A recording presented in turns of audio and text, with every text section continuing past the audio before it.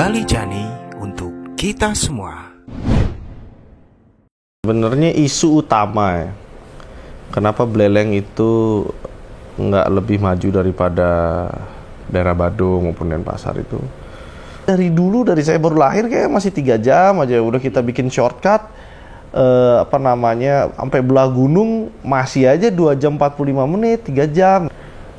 Anak-anak muda ini, kita ini butuh ruang untuk mengeksplor, nyari pengalaman dan lain-lain gitu kan. Nah akhirnya kita terpaksa merantau gitu loh, iya kan? Iya. Kenapa saya ngomong aksesibilitas lagi? Daerah Bali Selatan ini udah nggak nyaman. Ini udah over capacity jadinya nih. Iya kan? Sekarang aja belum over capacity aja udah nggak nyaman. Orang baru keluar bandara udah macet, bypass udah macet. Sekarang kalau misalnya Bali lapangan pekerjaan tumbuh, ya kan? Dan yang paling penting apa? Ketika anak mudanya tidak merantau, budaya Bali pasti lestari. Kenapa saya bilang gitu? Orang-orang ini banyak yang menyalahartikan budaya dengan karya seni. Iya. Gitu loh. Yang mewariskan budayanya nggak ada, nggak pernah membanjar. Iya.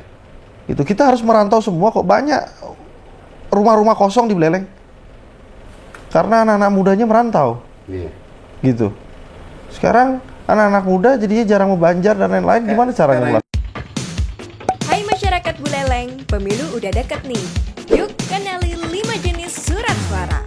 Di TPS nanti, buka surat suara warna biru kalian untuk DPRD Provinsi, cari partai nomor 4 Partai Golkar. Coblos caleg nomor urut 4 Agung Bagus Praktik Salinggi. Gampang diingat kan? Ingat ya, Agung Bagus Praktik Salinggi dari Golkar. Agung Bagus Praktik Salinggi untuk Buleleng. Jangan salah pilih ya, make Buleleng great again. Om Swastiastu. Assalamualaikum warahmatullahi wabarakatuh. Salam sejahtera bagi kita semua. Selamat malam Pak Agus. Ya. Malam. Podcast kali ini kami ditemani bersama Agung Bagus Praktisa Linggih ya? Iya. Kami akrab dipanggil dengan Agus Linggih ya? Iya. Bagus. Podcast kali ini kita akan membawa dampak dan potensi Kabupaten Buleleng, Pak. Kenapa lahir di Buleleng, otomatis akan berbalik kembali ke Buleleng, Pak. Iya. Nah, untuk itu kita kepada pemirsa Bali Jani, Pak, perkenalkan dulu Pak pada pemirsa Bali Jani. Silakan, Agus. Oke, perkenalkan, nama saya Agung Bagus Pratiksa Linggih, biasa dipanggil Ajus Linggih. Saya sebenarnya lahir nggak di Buleleng, tapi memang ayah dan ibu itu asli Buleleng, gitu. Jadi kalau ayah tuh dari Desa Tajun, ibu itu dari Singaraja di Liligundi. Karena mungkin dulu orang tua merantau, kuliah di Bandung, jadi dulu lahirnya di Bandung gitu loh.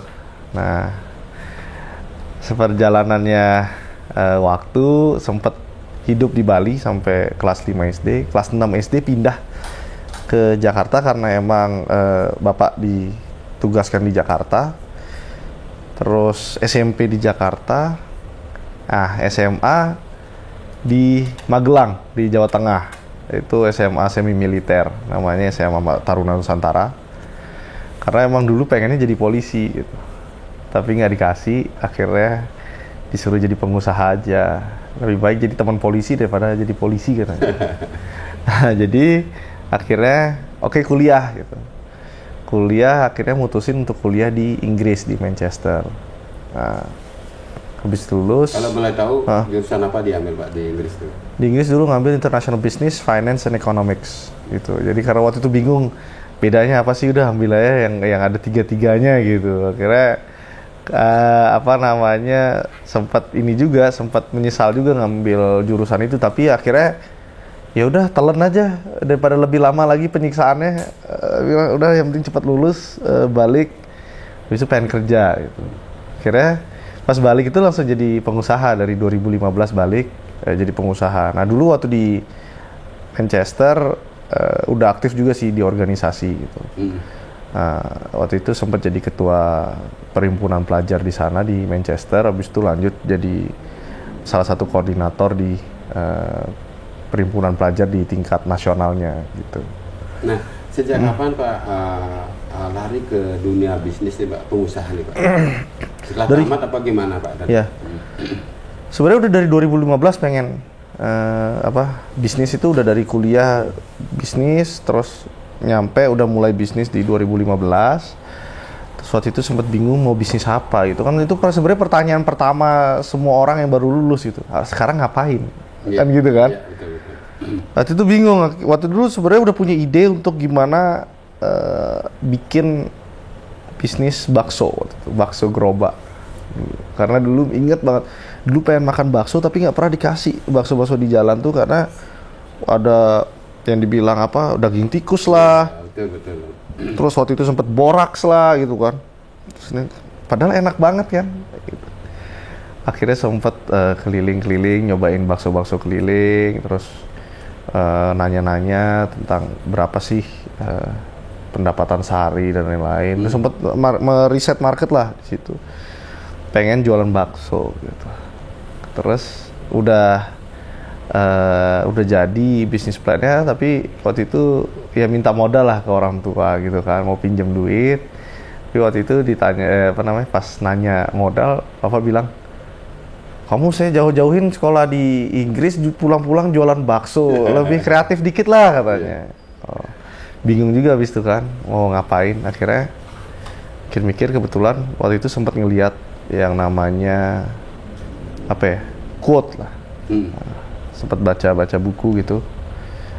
Start where you are, use what you have, and do what you can. Gitu. Jadi mulailah di mana kamu berada, use what you have, itu gunakan apa yang kamu punya, do what you can, lakukan apa yang kamu bisa. Iya, betul. Iya kan? Ya. Dari situ mulai berpikir gitu. Karena dulu kan mikir, waktu baru-baru lulus, sebenarnya pengen juga punya tambang, pengen juga punya yang namanya kelapa sawit, itu kan yang keren-keren gitu kan. Cuman pas ngelihat itu kayak, oke, langsung nanya lah, kayak apa sih yang saya punya gitu. Nanya ke bapak waktu itu, ada izin alkohol. Nah, saya cek juga, ternyata izin alkohol itu udah nggak terbit lagi kan, di Indonesia. Menarik nih. Terus akhirnya coba kita hidupin lagi semua perizinannya, nyari partner orang, waktu itu dapat orang Itali, dikenalin sama tante sama om. Akhirnya mulailah bisnis itu. Tapi yang namanya anak-anak baru lulus itu biasanya agak sombong dan naif lah gitu. Karena waktu dulu kebetulan dari sekolah sampai kuliah tuh nggak pernah gagal jadi orang gitu loh. Di SMA waktu itu nilai tertinggi, di kampus waktu itu juga nggak pernah yang namanya lumayan, kan? Nggak pernah yang namanya remedi itu nggak pernah gitu. Jadi kayak pas ke dunia kerja biasanya sih aman-aman aja gitu. Akhirnya belajarlah di sana bahwa ternyata di bisnis yang pertama itu yang bikin pabrik wine itu, ternyata hidup itu nggak semudah itu gitu. Akhirnya awalnya dapat hadiah mobil kan, hadiah mobil dari lulus dari Inggris, dapat hadiah mobil. Akhirnya karena ternyata tuh perusahaan wine itu cash flow-nya parah gitu, maksudnya harus bayar semua di depan baru dapat pendapatan tuh mungkin 2 tahun ke depan baru dapat pendapatan. Produksi kan besar di awal. Satu itu, kedua untuk bikin wine tuh paling cepat 6 bulan. Gitu, ada yang setahun. Berarti selama 6 bulan itu kos aja. Karena buat wine kan fermentasi juga. Iya, jadi kos aja gitu. Betul. Yang tak pikir investasinya cuma sekian, ternyata membengkak gitu jauh gitu. Akhirnya ya udah terpaksa kan mau minjem ke orang tua kan. Mau pinjam. Berarti salah satu ya kalau kita buat top manajemen ini kan analisa SWOT ya, Ini salah satu hambatan daripada ya kita buka usaha yang baru sekali kita buat itu dalam artian inilah hambatannya mungkin ya, bagus ya. Ya, jadi itu nggak kepikiran lah masalah itu kan, karena investasi itu kan nggak cuma pas di awal doang, tapi kan harus ada buffernya gitu untuk operasionalnya dan lain-lain tuh harus ada sampai kita dapat pendapatan yang cukup gitu kan. Akhirnya udah terpaksa jual mobil, kemana-mana naik motor, delivery wine pakai motor, waktu itu cuman pegawai cuman 2. Jadi ya udah nikmatin aja 3 tahun waktu itu, nggak terlalu banyak bergaul, ngirit. Akhirnya ya Stungkare sekarang lumayan eksis wine-nya, dan kebetulan lagi membidangi 5 perusahaan sih gitu. Nah ini sebelum Pak Bagus lanjut ya Pak, apa yang inspirasi dalam artian membuat Pak usaha seperti ini Pak? Apa dorongan orang tua, apa memang inisiatif sendiri? Salah satunya ya pasti dorongan orang tua, tapi emang inisiatif sendiri, tapi kayak istilahnya kalau kita nggak tahu bahwa gimana ya, ini makanya saya tuh banyak bersyukur sebenarnya. Kenapa? Karena mungkin gini ya, saya tuh dulu berpikir jadi pengusaha tuh ya sejelek-jeleknya, segagal-gagalnya tuh masih bisa makan di rumah, masih punya rumah gitu, makannya juga masih enak, masih bisa hidup nyaman gitu. Sehingga itu yang jadinya ngebuat saya tuh lebih berani untuk ngambil resiko-resiko, akhirnya belajar banyak, rugi banyak juga, kita anggap sekolah lah gitu kan. Dan akhirnya ya itu karena bapak tuh dulu ya anggapnya tuh kalau misalnya sama anak-anak tuh bener-bener bisnis ya bisnis, minjem duit ya minjem duit gitu. Dia bilang, lu gue sekolahin jauh-jauh bukannya ngasilin duit malah ngabisin duit, kadang-kadang digituin kan. Akhirnya malu juga, akhirnya berusaha ini yang nama gengsi juga ya, telan juga, dan ya nikmatin aja gitu prosesnya gitu. Nah ini juga Pak, setelah Pak terjun saya dengar beberapa ya media, dan kedua di kancah nasional tuh jujur Pak, namanya Agung Bagus Praktisa Tinggi ini sangat luar biasa Pak. Oke, dikenal oleh kalangan nasional Pak, bahkan sampai ke luar negeri Pak. Nah ini Pak larinya ke top manajemen ini memang dalam artian satu sisi memang pengalaman apa gimana, memang betul-betul Pak dari nol Pak lakukan Pak? Jadi gini, yang namanya dari nol tuh saya sebenarnya nggak mau mengakui diri saya mulai dari nol. Karena setiap orang tuh titik nolnya beda-beda, ya kan? Dan saya terus terang kalau saya bilang saya mulai dari nol, berarti saya nggak menghargai istilahnya orang tua yang udah nyokolahin saya, istilahnya ngasih, istilahnya mendidik saya punya mindset seperti ini gitu. Jadi saya justru malah bersyukur bahwa oke, saya itu privilege gitu. Itu privilege yang saya punya, dan gimana caranya kita memanfaatkan privilege yang kita punya gitu. Terus terang kalau misalnya kita ngomong dari nol tuh, kalau saya sendiri gitu ngelihatnya itu merupakan sebuah, takutnya tuh malah kalau kenapa-napa tuh menjadi sebuah alasan untuk istilahnya nggak bisa lebih maju lagi gitu. Karena saya mulai dari nol, saya ini apa namanya bisa dibilang bukan pewaris dan lain-lain gitu. Cuman di sini saya ngelihatnya ya namanya bikin bisnis, membuat bisnis itu jauh lebih mudah daripada mempertahankan bisnisnya, apalagi mengembangkan gitu. Makanya saya nggak pernah sih ngomong saya mulai dari nol. Jadi sila kerennya Pak, nothing is difficult to hope the will ya. Tidak ada sesuatu masalah yang tidak bisa dibesarkan bila mana kita terbuka ya. Nah dengan keterbukaan Pak ini satu sisi Pak sampai dikenal ke kalangan nasional lah, itu yang luar biasa Pak. Sampai Pak jujur aja Pak, dengan netizen juga Pak sangat dikenal juga. Karena jujur Pak, seorang tokoh muda berani tampil dalam artian satu sisi berusaha untuk meningkatkan taraf hidup orang banyak, kan ya? Jadi otomatis Pak dengan membuka usaha ini otomatis ya tenaga kerja bisa masuk. Dan Pak lahirnya di Buleleng ini, usahanya ada di Buleleng Pak itu. Jadi di Buleleng ini dikenal Pak, wine-nya ini memang ada di Buleleng Pak. Itu istilahnya produksinya ada di Singaraja.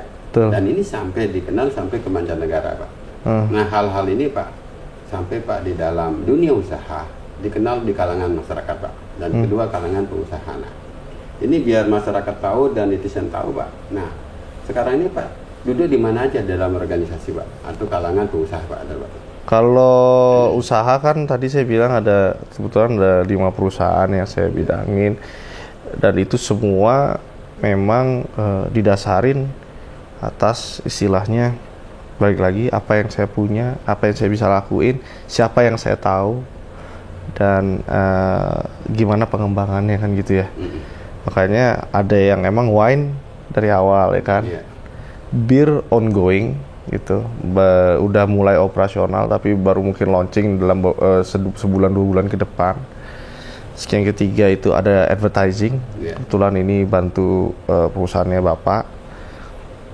Terus yang keempat itu ada bakery namanya Butterman, udah ada di beberapa kota di Indonesia, di Jakarta aja ada 4. Terus yang terakhir Bingo namanya, itu perusahaan manajemen F&B khususnya di lounge dan nightlife lah. Kita sekarang udah ada 2 di Jakarta, bulan depan bakalan ada 3 bar nanti di Jakarta. Nah itu untuk bisnis gitu kan. Organisasi memang dari dulu kan, karena dari kuliah itu udah seneng berorganisasi, karena ngelihat bapak juga, bapak kan dulu aktif berorganisasi waktu mudanya gitu. Dulu beliau sempat ketum HIPMI, ketua umum Kadin dan sebagainya. Nah ngelihat ke sana kayaknya seru juga berorganisasi itu, kayak apa ya istilahnya, kayak dapet teman-teman baru gitu di luar kuliah gitu, karena habis kuliah tuh biasanya udah teman tuh udah kecil kan sedikit gitu, tapi dengan organisasi tuh jadi tambah lebar lagi gitu. Makanya kan otomatis Pak ya. Iya, akhirnya ya sekarang kebetulan dapat percaya sama teman-teman di AMPI Bali, bendahara umum di HIPMI Bali juga, teman-teman cabor juga minta dibantu untuk istilahnya membenahi Wushu Bali gitu kan. Sebenarnya ikut juga di KNPI gitu, cuman kurang aktif lah di DPP KNPI gitu. Mungkin ya itu sih kalau organisasi ya, dan bisnis gitu. Oke Pak, kembali sekarang Pak Buleleng Pak ya. Sebelum kita ke topik nantinya Pak. Nah ini Buleleng kan jujur aja Pak. Potensi Buleleng sangat luar biasa Pak. Karena jujur Buleleng ini sangat luas Pak. Dari semua kabupaten yang ada di Bali. Betul. Laut, apapun jumlah penduduk Pak. Nah, ini potensi ini sangat luar biasa. Untuk mengisi potensi ini langkah-langkah apa Pak lihat di sini Pak, di Buleleng Pak? Karena saya lihat Pak lari ke dunia politik juga Pak. Iya. Nah ini sebelum Pak lari ke dunia politik nih, ingin tahu Pak, apa sih yang untuk mengisi potensi daripada Kabupaten Buleleng, apa yang Pak lihat dari segi tata ruang kota Buleleng Pak? Ya sebenarnya isu utama ya, kenapa Buleleng itu nggak lebih maju daripada daerah Badung maupun Denpasar itu, karena sebenarnya permasalahan aksesibilitas. Apa sih yang kita maksud sama aksesibilitas itu?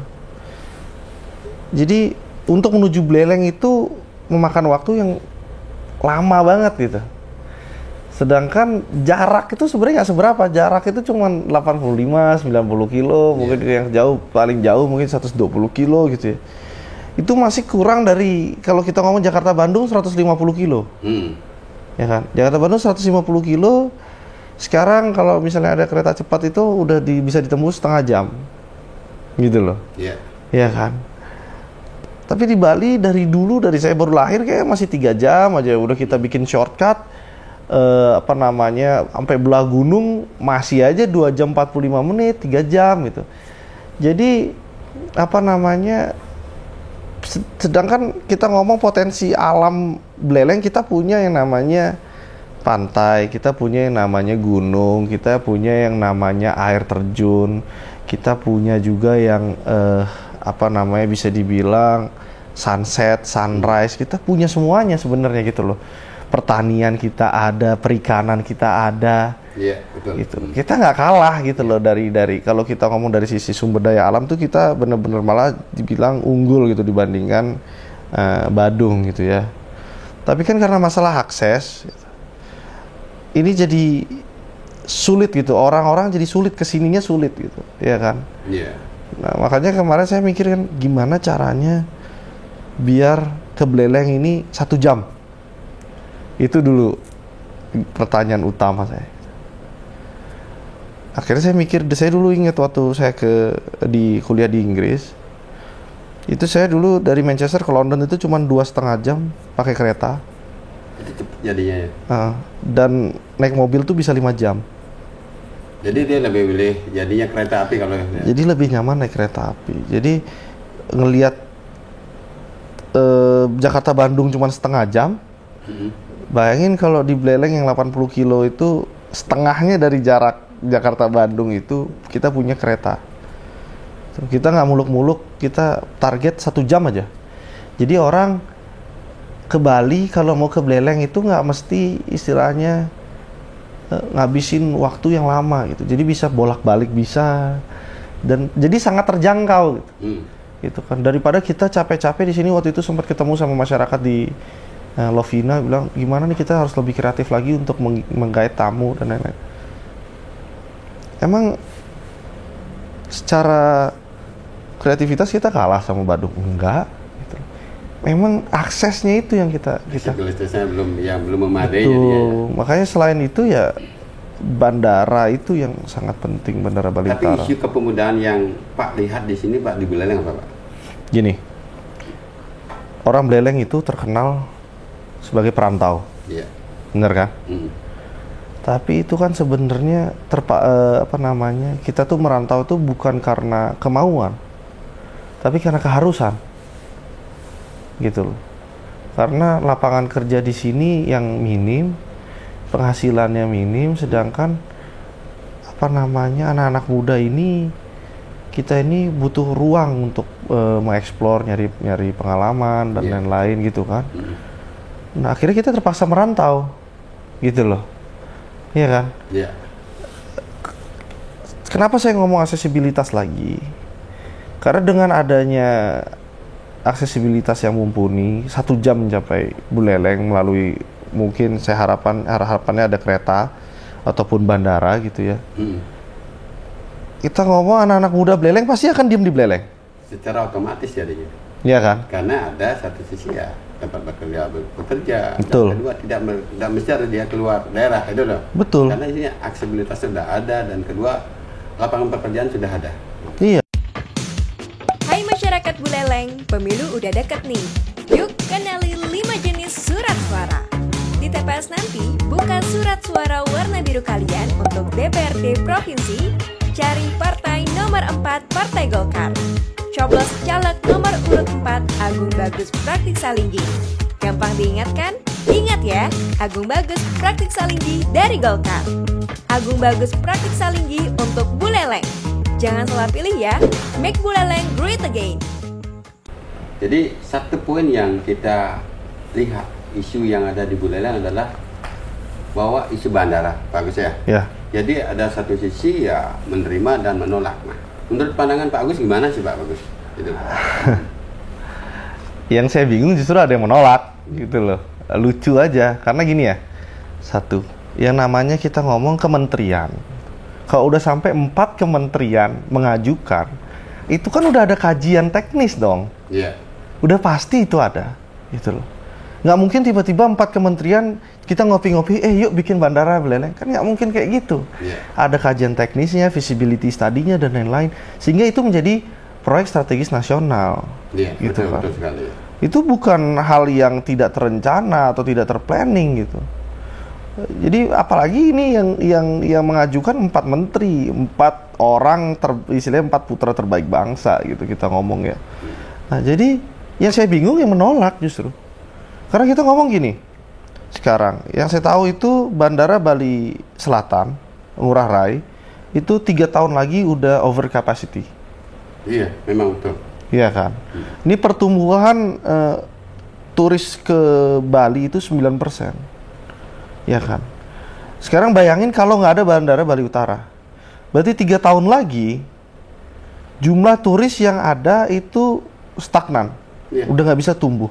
Sedangkan ekonomi Bali ini kan bergantung sama pertumbuhan wisatawan yang ke Bali. Ya kan? Nah, bikin bandara tuh juga nggak 3 bulan. Iya, masih banyak waktu yang cukup lumayan gitu. Iya kan? 3 tahun ini udah urgent gitu. Siapapun nanti pemimpin Indonesia ke depannya, itu udah harus menentukan 2024 itu udah harus mulai dibangunnya Bandara Bali Utara.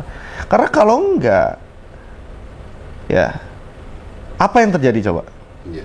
Satu, wisatawan yang ke Bali akan terbatas, ya kan. Sehingga apa? Harga tiket pasti mahal, Secara ya kan. otomatis, ya. Kita nggak usah nunggu 3 tahun lagi. Sekarang aja harga tiket udah terlalu mahal untuk wisatawan, ya kan. Terus ketika nggak ada pertumbuhan, otomatis hotel-hotel dan lain-lain udah mulai perang harga, ya kan. Iya. Restoran-restoran juga sudah mulai terbatas pengunjung, gitu. Sehingga apa?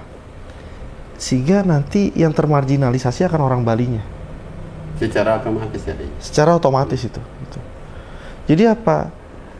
Kenapa Bandara Bali Utara itu harus dimulai sesegera mungkin?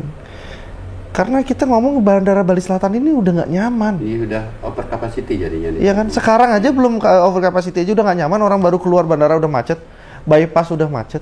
Sekarang kalau misalnya Bali terkenalnya macet, lama-lama orang malas ke Bali. Tapi sekarang di media juga yang berkembang kan, jujur pelayanan terburuk di sini. Iya. Bandara Ngurah Rai ini terburuk katanya, Pak. Nah, itu dia. Makanya saya bingungnya apa? Bandara Bali Utara itu swasta loh nantinya. Itu bukan pakai APBN. Pemerintah. jadinya Iya. proyek strategis swasta jadinya. Nggak, proyek strategis nasional, tapi memang digawangi oleh swasta. Itu B2B gitu loh. Ya kan, walaupun memang dari sisi keamanan dan lain-lainnya itu akan tetap dipegang oleh pemerintah Indonesia. Cuman dari sisi pengelolaannya itu swasta. Banyak kok bandara-bandara swasta di luar negeri, bahkan di London. London aja punya kalau nggak salah 5 bandara, gitu loh. Sebagian swasta, sebagian dikelola negara. Itu hal yang sangat wajar. Gitu. Itu karena dengan adanya Bandara Bali Utara, satu, ya, Buleleng dengan penduduk terbanyak di Bali, ya kan, bisa keluar dari yang namanya angka kemiskinan tertinggi di Bali. Ya, itu yang pertama, ya betul. Ya kan. Yang kedua, itu nggak cuma mempengaruhi Buleleng aja, akan mempengaruhi Tabanan sampai Bedugul situ kan, Bangli, ya. Karangasem, ya kan. Terus juga kita ngomong selain Bulelengnya juga sebenarnya ke arah Kelungkung juga gitu. Terus kenapa masih ada orang yang nolak? Itu justru yang saya pertanyakan gitu. Karena kalau emang mau ekonominya merata, ya mau nggak mau satu harus ada corong baru di Bali ini, gitu loh. Jadi itu memecahkan aksesibilitas. Selain nantinya bandara, nanti bisa disokong oleh kereta juga dan lain-lain. Akhirnya apa? Ini jadinya Bali ini cuma satu gelas gitu, bergantung sama satu gelas. Bisa jadi ada 2 gelas gitu. Tarif tiket pesawat bisa lebih stabil. Hotel-hotel di Bali Utara juga pasti berkembang, gitu kan. Lapangan pekerjaan tumbuh, ya kan. Dan yang paling penting apa? Ketika anak mudanya tidak merantau, budaya Bali pasti lestari. Kenapa saya bilang gitu? Orang-orang ini banyak yang menyalahartikan budaya dengan karya seni. Iya. Gitu loh. Karya seni ini kan hasil dari kebudayaan kita. Gitu ya. Yang namanya budaya itu kan kebiasaan masyarakat. Gitu. Nah, ketika nggak ada yang melanjutkan kebiasaan masyarakat di Buleleng, di setiap desa-desa, setiap banjar-banjar, gimana caranya kita melestarikan budaya? Gitu loh. Yang mewariskan budayanya nggak ada, nggak pernah membanjar. Gitu. Kita harus merantau semua kok. Banyak rumah-rumah kosong di Buleleng. Karena anak-anak mudanya merantau. Gitu. Sekarang anak-anak muda jadinya jarang membanjar dan lain-lain. Gimana caranya melestarikan? Kan banyak orang-orang muda atau masyarakat Buleleng yang bekerja di luar negeri, Pak. Betul. Jadi yang sama jadi ya buruh juga dalam artian apapun. Nah, dengan adanya bandara ini otomatis, Pak. Nah, ini kan ada 9 kecamatan di Kabupaten Buleleng, Pak. Nah, ini selama ini kan bandara ini diombang-ambing. Ada ke barat, ada ke timur. Padahal apa yang dikatakan tadi Pak Agus sendiri, memang udah 4 kementerian udah datang ke sini. Bahkan Pak Konsul sendiri bahwa pendoknya ada di Kubu Taman, Pak. Nah, Pak sebagai generasi muda dan cikal bakal pembangunan Indonesia dan khususnya di Buleleng ya, Pak. Di mana sih tempatnya yang strategis untuk bandara ini, Pak Agus? Gini, ini kan menjadi perdebatan di masyarakat. Di masyarakat ini menjadi istilahnya kita tuh jadinya perang saudara kalau tak lihat mengenai di timur maupun di barat gitu kan. Ini pemerintah itu sudah punya FS-nya dan memang saya dengar itu di timur. Ya. Tapi bukan berarti ketika di timur pertumbuhan di barat itu akan reda, nggak seperti itu gitu. Sekarang saya ngomong dari Lovina, kita nggak udah mulai ke barat itu kan. Oke. Ke Kubu Tambahan itu sekitar 1 jaman, satu jam, kurang lebih 1 jam gitu. Dan dari Lovina ke yang kita ngomong Bandara Bali Utara bagian barat itu juga sama-sama 1 jaman gitu loh.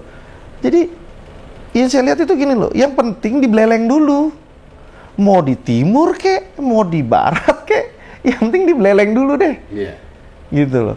Karena sejauh-jauhnya itu nggak akan lebih jauh daripada dari Bandara Ngurah Rai gitu. Jangan sampai anak-anak muda masyarakat Buleleng terpecah belah gara-gara kita harusnya di timur, harusnya di barat. Yang penting di Buleleng dulu gitu loh. Itu sih menurut saya ya. Iya.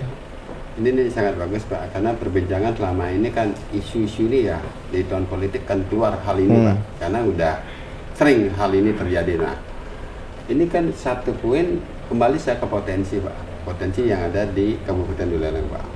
Jadi Pak sebagai satu sisi pembisnis dan pengusaha Pak, gimana masyarakat dengan adanya mengisi daripada potensi Kabupaten Buleleng biar anak-anak muda tidak bekerja lagi keluar Pak. Nah Pak sebagai pembisnis atau pengusaha di sini Pak, langkah-langkah apa Pak sebagai generasi muda di Buleleng ini untuk anak-anak di sini atau masyarakat Buleleng biar bisa bekerja di daerahnya sendiri Pak, biar tidak keluar lagi Pak gitu. Iya. Ya tentu kita kan harus menciptakan lapangan kerja di Buleleng. Salah satunya untuk mengakselerasi ya infrastruktur. Infrastrukturnya apa? Salah satunya Bandara Bali Utara. Dan harapannya nanti kalau misalnya bisa kereta, karena LRT udah mau dibangun tuh, LRT atau MRT yang dari bandara Gusti Ngurah Rai udah mulai menuju ke Canggu dan saya dengar dari Pak PJ akan diteruskan gitu kan. Nah ini kan udah langkah yang baik gitu ya. Karena saya bilang gini, saya justru pengen tahu alasannya menolak gitu loh. Bandara Bali Utara selalu dibilang apa? Ia bilang menolak, bilang apa? Ini komoditas politik, gitu kan. Sekarang gini, emangnya 4 kementerian itu tidur di siang bolong, ngajuin ke Pak Presiden? Emangnya Presiden nggak punya penasehat juga yang memasukkan itu ke proyek strategis nasional, gitu loh. Kalau ternyata emang mereka yang menolak-nolak itu lebih pintar daripada 4 kementerian ini, gitu ya, saya juga nggak bisa ngomong apa-apa gitu loh. Kalau saya percaya dengan 4 kementerian ini gitu loh, karena ya yang namanya seorang menteri dan kementerian ini udah orang-orang terbaik yang dipunyai Indonesia gitu. Saya justru pengen tahu alasannya menolak itu apa gitu loh. Sampai sekarang belum bisa gitu kan itu sih. Oke, lanjut Pak Gus. Nah, dengan adanya banyak menolak dan menerima Pak. Nah Pak sebagai satu sisi generasi muda ya pasti akan menerima dengan adanya satu sisi bandara Pak. Nah apa sih harapan-harapan terkait bandara yang akan ada di Buleleng ini Pak? Satu, ya menambah lapangan kerja. Kedua, melestarikan budaya ya, seperti tadi saya bilang. Yang ketiga, tentu kita ini berusaha agar yang namanya kesenjangan sosial itu berkurang. Kita pengen Bali itu masih dimiliki sama orang-orang Bali. Jangan sampai anak-anak muda karena pengen tinggal di Badung, pengen tinggal di Denpasar, dia menjual tanahnya di Buleleng, menjual tanahnya di Karangasem, hanya untuk tinggal di sepetak ruang di Bali Selatan gitu. Ujung-ujungnya apa? Bali ini nggak ditinggalin oleh orang-orang Bali lagi, gitu loh. Nah menurut Pak Agus nih Pak, bahwa memang ada ketimpangan nggak antara pembangunan Bali Selatan dengan Buleleng Pak? Jauh. Oh iya. Itu nggak usah saya jelasin. Itu bisa dilihat dengan kasat mata bahkan gitu loh. Apalagi tapi yang patut di garis bawahi di sini gini ya. Seandainya Bandara Bali Utara jalan, Bupati Buleleng itu nanti penting sekali perannya. Apa? Itu kan.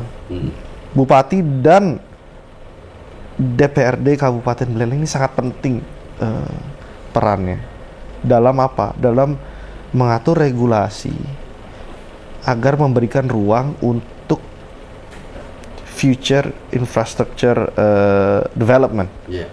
Jadi jangan sampai kayak Bali Selatan, pertumbuhan pariwisata terlalu cepat sampai pemerintah tuh nggak sempat untuk membangun infrastruktur yang memadai, akhirnya macet dan lain-lain gitu. Kita benar-benar harus planning begitu bandara itu udah mulai dibangun, kita harus siapin yang namanya transportasi umum, jalur transportasi umum mana. Masyarakat minimal harus maksimal membangun, harus ngasih jarak berapa meter dari jalan yang ada sekarang. Sehingga untuk pengembangan jalan, ataupun nanti adanya rel kereta, ataupun jalur bis, jalur transportasi umum gitu loh. Ini tugasnya banyak gitu. Ketika adanya Bandara Bali Utara, jangan sampai kita, wah udah ada Bandara Bali Utara, kita tinggal menikmati kenaikan harga lahan dan lain-lain. Justru nih pemerintah sebagai salah satu orang pertama yang tahu, gitu kan. Justru harusnya bersiap-siap nih dari sekarang sebelum ini disahkan Bandara Bali Utara ini. Justru harusnya siap-siap nih kita nyusun regulasi yang gimana caranya regulasi itu bisa nantinya menyaingi pertumbuhan pariwisata yang disebabkan dari Bandara Bali Utara itu. Gitu. Oke bagus. Ini kan dari tadi berbicara tentang pengusaha Pak. Tapi saya lihat Pak lari ke dunia politik Pak. Benar nggak Pak? Bagus. Yeah. Nah Pak sebagai satu sisi ya caleg di partai gitu ya, Golkar ya Pak? Golkar ya. Itu di Dapil Buleleng Pak. Benar nggak Pak itu? Benar. Di DPRD Provinsi. Bisa dijelaskan kepada Desa Waliani Pak? Ya, memang saat ini nyalek di DPRD Provinsi, Dapil Buleleng melalui Partai Golkar. Karena memang pengen adanya keterwakilan anak-anak muda di politik gitu. Yeah.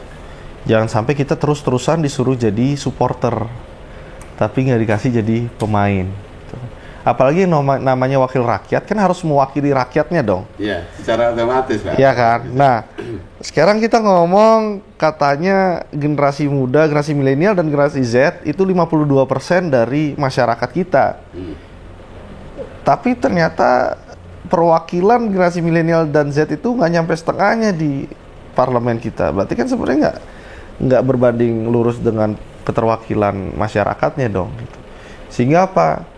Untungnya banyak teman-teman generasi muda juga yang mulai mengisi ataupun memberanikan diri untuk maju nyalek gitu, untuk mewakili sebenarnya generasi muda. Karena apa? Pentingnya generasi muda untuk maju. Satu, kita yang memahami isu-isu kekinian dan isu-isu masa depan. Gitu. Nah, masalah-masalah istilahnya apa namanya baru, tentu harus memakai cara-cara yang baru, gitu loh. Gimana kita menyelesaikan masalah baru dengan cara lama itu kan hal yang nggak masuk akal gitu loh, ya kan. Sehingga apa perlu yang namanya anak-anak muda untuk masuk ke dunia politik, membawa solusi-solusi baru untuk isu-isu yang baru juga, gitu loh. Gitu sih kira-kira. Nah, tadi Pak mengatakan isu baru yang Pak Agus katakan apa Pak? Banyak keterkaitan dengan apa namanya ya, internet, potensi buleleng satu ya kan, kedua pemakaian internet, ketiga keamanan berinternet gitu ya, memanfaatkan teknologi. Tapi yang paling utama adalah pendidikan dan kesehatan Pak, Pak. Karena hak dasar Pak. Betul. Menurut Pak Agus gimana Pak? Sekarang gini, ya kita di generasi muda itu orang-orangnya rata-rata itu butuh hal-hal yang konkret. Iya. Dan kalau saya sendiri ngelihat gini ya, kita harus berhenti istilahnya gengsi. Gengsi itu apa? Yang saya lihat ini kan setiap kepemerintahan yang baru, setiap bupati, setiap gubernur yang baru selalu gengsi make program-program baik di gubernur sebelumnya ataupun bupati sebelumnya. Iya. Seakan-akan nanti kita istilahnya membesarkan namanya dia atau apapun itulah gitu. Contoh nih saya ngomong ya, program yang sebenarnya baik nih di gubernur sebelumnya yang ujung-ujungnya diberhentikan dengan gubernur yang terakhir sebelum PJ gitu ya, saya nggak mau nyebut nama. Satu, jaminan kesehatan Bali Mandara. Iya, betul. Itu yang paling dirasakan sama masyarakat selain program KIS itu kan. Nah, ini kenapa diberhentiin? Padahal sangat bagus untuk kesehatan masyarakat. Iya, alasannya apa? Hanya karena ada nama Bali Mandaranya. Itu kan nggak masuk akal. Karena secara logikanya itu harusnya diteruskan dong. Itu kan program yang baik. Iya. Gitu loh. Sebenarnya harus diteruskan, Pak, ya. Dilanjutkan. Harusnya diteruskan. Ya. Emang kenapa? Kalau emang nama programnya dibedakan ya silakan gitu. Cuman yang namanya jaminan kesehatannya kan tetap harus dilanjutkan. Gimana caranya orang Buleleng terutama ya keluar dari garis kemiskinan kalau misalnya masyarakat sendiri nggak sehat, nggak bisa kerja dong kalau nggak sehat, ya kan? Yeah. Itu yang pertama. Yang kedua, sekolah yang lumayan terkenal di Bali, Bali Mandara. Yeah. Itu kan harusnya beasiswa penuh untuk masyarakat, untuk adik-adik yang kurang mampu tapi mempunyai potensi yang tinggi, ya kan? Ini kok malah beasiswanya ditiadakan. Ini kan sangat disayangkan. Berapa sih operasional satu sekolah itu? Padahal dana pendidikan ada 20%, Pak, ya, gitu. Iya, gitu loh. Ini kan sangat mengecewakan gitu. Selain itu, oke, itu memang satu sekolah, tapi itu merupakan simbol harapan anak-anak yang berpotensi, yang kurang mampu untuk merubah nasibnya. Yeah. Jadi sekolah Bali Mandara itu bukan hanya satu sekolah, tapi itu simbol kemajuan pemerintah Bali untuk memperhatikan anak-anak kurang mampu yang berpotensi. Kalau memang pun harus dibentuk Bali Mandara yang lain, ayo, tapi jangan. Why not kita bisa ada. Iya, tapi jangan kemunduran dong. Iya, betul. Gitu loh. Silakan bentuk SMA apa kita ngomong SMA Koster atau apapun itu sih nggak peduli itu. Tapi idenya kan mendorong pendidikan kita gitu kan, mendorong anak-anak yang kurang mampu, yang berpotensi biar bisa memperbaiki taraf hidupnya mereka gitu loh. Padahal sekolah SMA Bali Mandara ini banyak ya menelurkan ya anak-anak yang berprestasi. Iya. Ya, bagus ya. Banyak udah jadi dokter dan lain-lain gitu ya. Jadi banyak dengar-dengar juga dari orang tuanya. Nah, melihat fenomena ini, Pak, apa langkah Pak sebagai satu sisi ya tokoh masyarakat, tokoh pengusaha dan generasi muda yang ada di Buleleng nih, Pak, bagus. Jadi gini, ya, kan banyak narasi politik itu kita ngomong Indonesia Emas 2045. Iya. Kita ngomong ada bonus demografi gitu ya.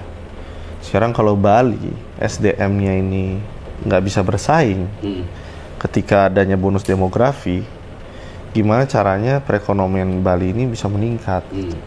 Ini bohong. Namanya investasi pendidikan itu investasi jangka panjang, gitu kan? Ini yang nggak kelihatan jasanya. Iya, betul. Gitu loh. Saya harap justru malah gini loh. Sekarang ini udah waktunya Indonesia dan Bali sebenarnya menganut sistem keberlanjutan. Udah bukan lagi kita saatnya bongkar pasang terus. Kapan gedungnya tinggi kalau terus-terusan fondasinya dibongkar? Gitu loh. Harusnya kan apa yang baik dilanjutkan dan disempurnakan. Gitu loh. Bukannya malah ditinggalkan gitu. Ini kan isunya di Bali seperti ini sekarang. Iya, betul. Gitu. Oke, bagus. Kita udah mau sampai ke penghujung, Pak. Nah, Pak tadi kan sukses di pengusaha juga, Pak lari di dunia politik juga, dan Pak sebagai caleg, Pak. Ini saya minta tip-tip Pak sendiri dalam artian satu sisi biar anak muda mau berusaha biar setidaknya meniru gaya Pak sendiri, itu loh. Gimana sih usaha yang harus kita jalani sesuai dengan demografi pada Kabupaten Buleleng ini, Pak? Silakan, Pak. Ya. Jadi gini, keterkaitan dengan mulai usaha ya. Sebenarnya itu bukan hal yang ribet gitu. Saya pun juga waktu belum berpengalaman, yang penting mulai dulu. Dan kita ngomong istilahnya ada istilah 3M. Modal, mentor, mental. Mental nih yang harus ada dari diri sendiri gitu kan. Mentor ini sekarang banyak kita bisa lihat di YouTube bahkan dan lain-lain gitu kan. Dan modalnya selalu orang-orang berpikir itu selalu tentang uang, gitu kan. Padahal modal tuh bisa isi Iya. pikiran. Dengan knowledge ya, Pak, ya. Apa yang kita tahu itu modal. Apa yang kita bisa lakuin itu modal. Iya. Siapa yang kita tahu itu juga modal sebenarnya. Jadi ketika kita punya itu, tinggal cari siapa yang punya uang kan gitu. Iya. Iya kan, untuk memulainya gitu. Kan nggak mesti punya bisnis itu 100% kita punya. Misalnya contoh, saya tahu tentang industri alkohol dan saya bisa bikin wine-nya misalnya contoh. Saya kan tinggal nyari siapa yang punya modal siapa yang bisa modalin saya. Nanti kan bisa nego tuh. Iya. Berapa persen bisa kita jadi partneran. Gitu loh. Jadi nyemplung aja dulu, jangan sampai terpaku modal tuh selalu tentang uang. Perbanyak kalau emang kita kurang modal finansial, perbanyaklah teman. Iya. Ketika memang nggak pandai berteman, perbanyaklah ilmu. Iya. Gitu loh. Ketika nggak pintar belajar, perbanyaklah kreativitas. Gitu loh. Iya. Jadi apa yang bisa kita lakuin itu kita perbanyak gitu. Ketika kita jadi orang yang serba bisa, itu akan dibutuhin juga sama orang yang punya duit. Iya. Akan dibutuhin juga sama orang yang punya banyak kenalan. Iya. Gitu loh. Akhirnya Secara kan otomatis, bisa Pak, nyatu gitu. Secara otomatis KSA ini, Pak, kan jalan jadinya, Pak. Knowledge, skill, dan attitude-nya, Pak, ya. Ya bagus ya. Itu satu poin yang Pak lakukan juga. Dan kedua, kalau mau kan pasti bisa, Pak. Iya. Siapapun yang berusaha, kalau mau berusaha pasti kan bisa, Pak. Iya. Dari pengalaman yang ada, Pak. Iya. Dari pengalaman ini, Pak, selain tip-tip daripada untuk anak muda, Pak, gimana sih tip-tip untuk kaum milenial di sini, Pak? Karena Pak satu sih, Pak, masih muda lah, Pak Agus ya, Pak. Menurut Pak Agus gimana, Pak? Satu, coba buat sebuah kebiasaan baik. Kebiasaan baik itu bisa berbentuk istilah baca buku, atau mungkin sekedar nonton YouTube yang edukatif. Iya. Perbanyak ilmu lah. Gitu. Nggak usah kita ngomong buku, oke emang buku tebel, tapi kalau kita baca 5 halaman satu hari, itu paling 10 menit, 5-10 menit. Coba mulai. Gitu. Dan lakuin itu selama setahun. Kalian akan ngerasain bedanya dengan teman-teman kalian. Iya. Itu saya udah coba juga lakuin sendiri dan lain-lain. Itu saya ngerasain banget manfaatnya gitu. Cobalah istilahnya memulai kebiasaan baik itu dari sekarang. Berusaha lebih baik 1% aja setiap harinya.